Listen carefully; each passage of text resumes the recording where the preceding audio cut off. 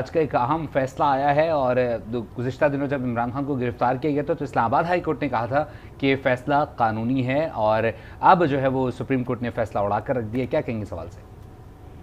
देखिए, मैं समझता हूँ कि अदालतों को फैसिलिटेटर नहीं होना चाहिए for the purpose of arrest और एनी अदर डिटेंशन।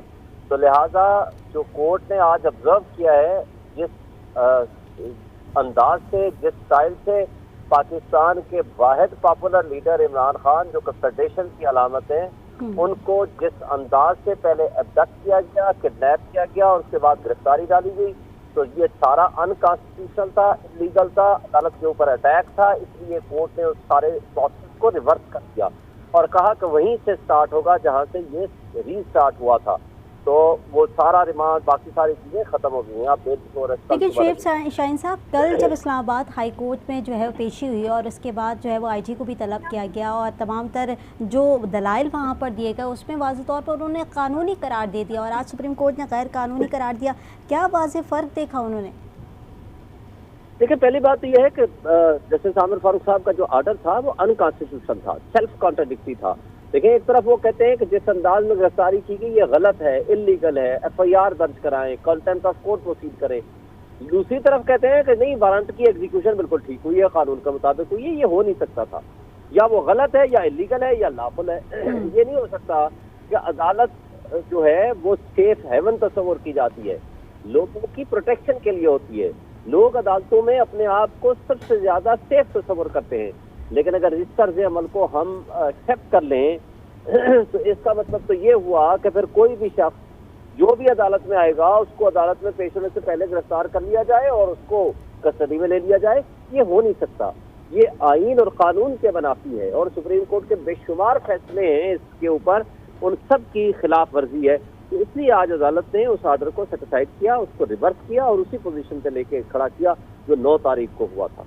ठीक है शुएब साहब, अब कल जो है वो इस्लामाबाद हाई कोर्ट में दोबारा पेश हो रहे हैं इमरान खान, तो क्या वापस से वही बेंच समाप्त करेगा या फिर बेंच में भी तब्दीली होगी? क्या कानूनी सवाल से क्या कहता है?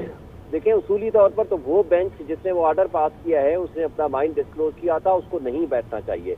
ये चूंकि डीबी का केस है, 2 जज बैठेंगे। उसूली तौर पर कोई 2 जज दीगर जज को सुनना चाहिए।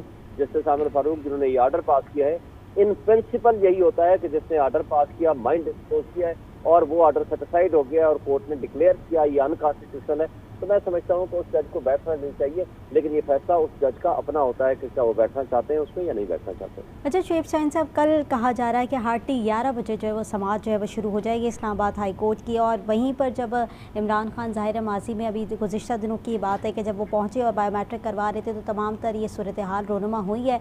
वहाँ के शीशे भी तोड़े गए और बायोमेट्रिक का जो डिपार्टमेंट था वो भी मुकम्मल तौर पर तोड़ा गया, वहाँ पर लोगों को भी तशद्दुद का निशाना बनाया गया। तो इस तरह की सूरत हाल अगर दोबारा रोनुमा होती है, क्योंकि ये तो ख़तरात हैं, क्योंकि नैब की जानिब से भी अभी वारंट जो है वो वाज़ेह तौर पर दिखाया गया था और 8 रोज़ा जो है जिस्मानी रिमांड भी उन्होंने लिया हुआ। देखिए, पहली बात तो यह है कि जिस्मानी रिमांड खत्म हो गया, वो रिवर्स हो गए, सारी चीजें इलीगल डिक्लेयर हो गई हैं। दूसरी बात यह है कि दोबारा वो कर नहीं सकते। कोर्ट ने ऑर्डर कर दिया है कि आज के बाद अगर कोई भी करेगा उनके खिलाफ एक्शन होगा कानून के मुताबिक। मेरा नहीं ख्याल अब किसी की जरूरत होगी, जिन्होंने ये काम किया है उनके खिलाफ तो एक्शन होगा ना, पर्चा भी होगा, उनके खिलाफ कंटेम्प्ट ऑफ कोर्ट भी होगा, ये बात की बात है। लेकिन अब किसी को ना जरूरत होगी, ना सुप्रीम कोर्ट के ऑर्डर की वायलेशन करेंगे तो वो कंटेम्प्ट ऑफ कोर्ट में अंदर जेल में जाएंगे। शुएब साहब, दौरान रिमार्क्स चीफ जस्टिस ने भी कहा कि मुझे धमकी दी गई, आप हमले का इंतजार करें। तो ये जो फैसला था कितना अहम फैसला था और आप क्या समझते हैं? देखिए, मैं समझता हूँ कि इस वक्त कौम और मुल्क देख रहा था जिस अंदाज में एक पॉपुलर लीडर को जो अदालत में पेश होने के लिए आया है उसको आप घसीटते हुए कॉलर से पकड़ के और डंडा मारा, उनके सर में जख्मी था, उनको लेकर जाते हैं, तो ये रिएक्शन तो नेचुरल था ना, लोगों ने फिर बाहर निकलना था। जब आप रूल ऑफ लॉ की बात करते हैं, अदालत को मानते नहीं है, अदालत कहती है आप इलेक्शन कराएं, आप सुप्रीम कोर्ट के ऊपर हमले करने शुरू कर देते हैं। जब अदालत कहती है कि जी कानून के मुताबिक प्रोसीड करें, आप कहते हो नहीं करते। तो जब आप ये तर्ज अमल अख्तियार करेंगे तो रियासती इदारों के ऊपर ट्रस्ट खत्म हो जाता है। पब्लिक का जब तक रियासती इदारों पर ट्रस्ट रहता है, उनका एक माँ और बच्चे का रिलेशनशिप होता है, रियासत एक माँ का दर्जा रखती है। लेकिन जब इस तर्ज अमल को देखते हैं लोग, तो फिर तो वो लोग मॉब जस्टिस सिस्टम सामने आ जाता है ना, तो लोग फिर खड़े हो जाते हैं, वो कहते हैं कि रियासत तो इसका मतलब हमारी दुश्मन है।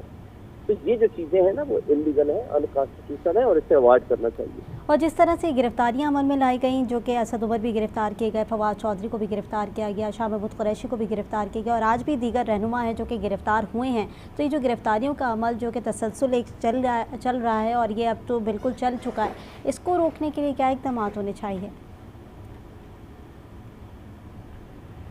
शाहीन साहब, क्या आप आवाज़ सुन पा रहे हैं? शुएब शाहीन से सदर इस्लामाबाद बार गुफ्तगू कर रहे थे आज न्यूज़ से, और तकनीकी वजूहात की बिना पर रब्ता मुनक़ता हो गया है। उन्होंने इस तमाम तर सिनेरियो जो कि आज सुप्रीम कोर्ट में पेश हुआ और सुप्रीम कोर्ट के फ़ैसले को उन्होंने कहा कि एक बहुत बेहतरीन फ़ैसला था, और उन्होंने कहा कि जिस तरीके से इमरान खान की गिरफ्तारी हुई वो वाकई